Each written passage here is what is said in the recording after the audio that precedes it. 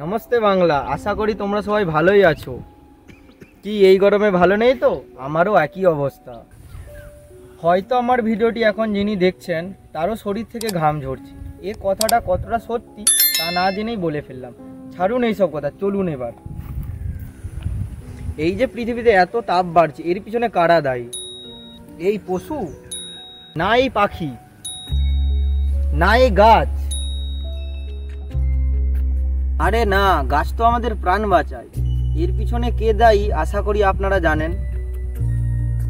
হ্যাঁ, আপনারা ঠিকই ধরেছেন, মানুষ। আমরা আমাদের বিপদ নিজেরাই ডেকে আনছি। 100 বছর আগে পৃথিবীতে গাছের সংখ্যা ছিল 6 ট্রিলিয়ন, অর্থাৎ 6 লাখ কোটি। সেই সংখ্যা আজ কমে এসে দাঁড়িয়েছে 3 লাখ কোটিতে, অর্থাৎ এর হাফ। এবং ভারতবর্ষে গাছ রয়েছে কেবল 35,000 কোটি। এই হিসেবে পৃথিবী জুড়ে প্রত্যেক মানুষের কাছে রয়েছে 400টি করে গাছ, এবং ভারতবর্ষে রয়েছে কেবল 28টি, প্রত্যেকটি মানুষের কাছে। এই কিছুদিন আগে আমাদের ভারতবর্ষের তাপমাত্রা প্রায় 50 ডিগ্রি কাছে ছুঁয়ে গিয়েছিল। তাপমাত্রা আরও বাড়বে, তাই আমাদের এটাই বলা যে গাছ লাগান, একটি করে হলেও গাছ লাগান।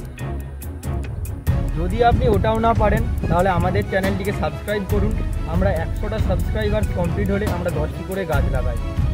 আমরা আপনাদের হাসানোর সাথে সাথে গাছ লাগানোর কাজও করে থাকি। তো আমাদের চ্যানেলকে অতি অবশ্যই সাবস্ক্রাইব করুন। চলুন শুরু করা যাক।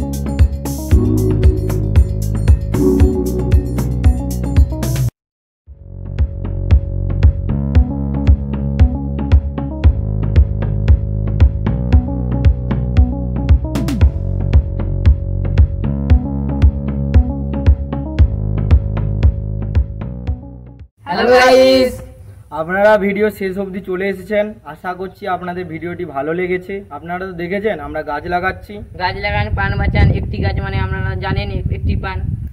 গাছ লাগান, মাঠে ঘাটে গাছ লাগান, রাস্তার সাইডে গাছ লাগান, এটাও না পারলে ঘরের সাইডে গাছ লাগান। আর ঘরের সাইডে গাছ লাগাতে না পারলে আমাদের চ্যানেলটিকে সাবস্ক্রাইব করুন এবং আমরা 100টা সাবস্ক্রাইব হলে আমরা 10টা করে গাছ লাগাই।